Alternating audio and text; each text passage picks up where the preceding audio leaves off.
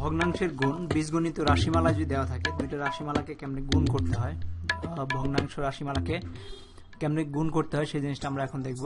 তো আমাদের যদি এরকম দেওয়া থাকে দুইটা জিনিস যদি দেওয়া থাকে, তাহলে আমরা গুণ যেভাবে করতে পারি, এখানে আমাদের একটা রাশি দেওয়া আছে, ধরো A B C square D Q, আর একে যদি into A to the power Q B square C square D square.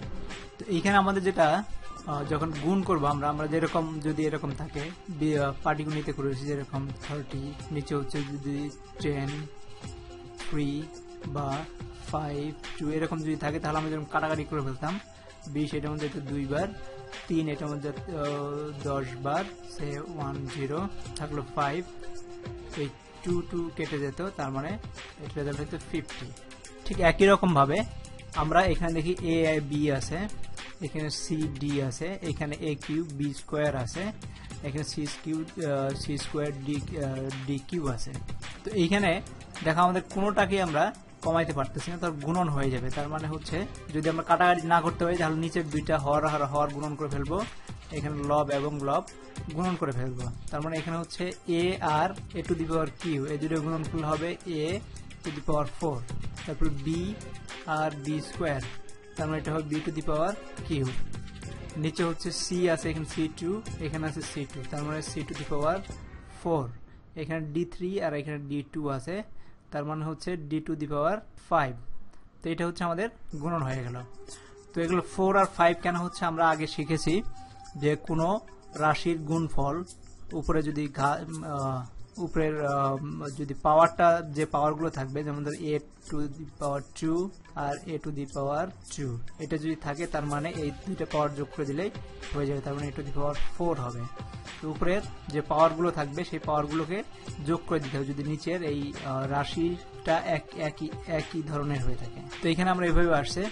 তো ঠিক একইভাবে আমরা যদি এইখানে দেখি x into X minus 3 divided by X square plus 2xy plus Y square কে যদি এত দিয়ে গুণ করি, আরেকটা রাশি দেওয়া আছে X Y into X to the power X plus Y divided by X to the power Q minus X to the power 3। তো এখানে আমাদের যেটা করতে হবে, তো এখানে আমরা যদি লিখি X into X minus Y, নিচে যদি লিখি X square plus 2xy plus Y square, এর সাথে যদি মাল্টিপ্লিকেশন দিয়ে গুণ দেই Y into X plus Y আর X to the power Q minus Y to the power Q. তো এইখানে দেখো আমাদের যে এই জিনিসটা আছে, এটা একটা ফর্মুলা মতো পড়ে গেছে। তো আমরা এটাকে উৎপাদকে বিশ্লেষণ করে নিয়ে আসবো। তো এক্স মাইনাস ওয়াই, এটাকে আমরা উৎপাদকে নিয়ে আসলে এটাকে আমরা লিখতে পারি X plus Y whole square into এটাকে Y into X plus Y লেখাই আছে। এইটাকে যদি আমরা উৎপাদক বিশ্লেষণ করি, তাহলে হচ্ছে এক্স কিউ মাইনাস ওয়াই কিউকে আমরা লিখতে পারি X minus Y X square plus x Y plus Y square, এভাবে লিখতে পারি ফর্মুলার মাধ্যমে। তাহলে দেখো এটা আর এটা কেটে যাচ্ছে, এটাকে দিয়ে এটাকে কাটতে পারি আমরা, কাটলে আমাদের এক্স প্লাস ওয়াই থাকবে, কারণ এটা এক্স প্লাস ওয়াই স্কোয়ার মানে X plus Y into X plus Y, আমাদের এক্স প্লাস ওয়াই থাকলো, আর হচ্ছে এক্স এবং ওয়াই এটা কমাতে যাচ্ছে না। তো আমরা এটাকে লিখতে পারবো এক্স এবং ওয়াই গুণন করলে এক্স ওয়াই লিখতে পারি আমরা, তারপর x plus Y into x square plus x Y plus Y square, এইভাবে আমরা লিখতে পারি, গুণন হয়ে গেল। ঠিক একইভাবে আমরা এগুলোকে যে গুণন পদ্ধতি আছে, এই পদ্ধতিগুলোকে আমরা দেখো যেগুলো এরকম থাকবে সেগুলোকে আমরা উৎপাদকে বিশ্লেষণ করে নিয়ে আসবো। কারণ উৎপাদকে যেমন ধরো আমরা যদি 20 লেখার চাইতে আমরা যদি 10 ইন্টু 2 20/2 থাকতো, তাহলে 2 আমরা এটাকে কেটে দিতে পারতাম খুব সহজ, না হলে আমাদের মানে চিন্তা করে এখান থেকে 10 বের করতে হতো।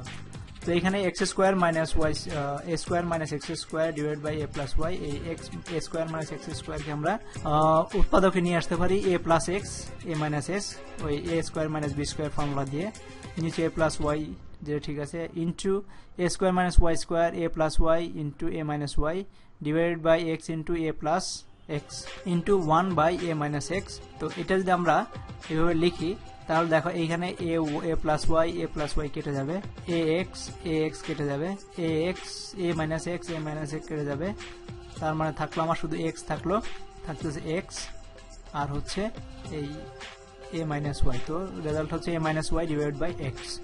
তো এইভাবে কোনো রাশিকে আরেকটা রাশিতে গুণন করলে রাশিগুলোর হর এবং লবকে যতদূর সম্ভব উৎপাদকে বিশ্লেষণ করতে হবে, উৎপাদের ফ্যাক্টরগুলোকে বের করে ফেলতে হবে। ফ্যাক্টরগুলো বের করার পরে আমরা উপরে নিচে কেটে বা ভাগ করে আমরা জিনিসটাকে নিয়ে আসতে পারবো।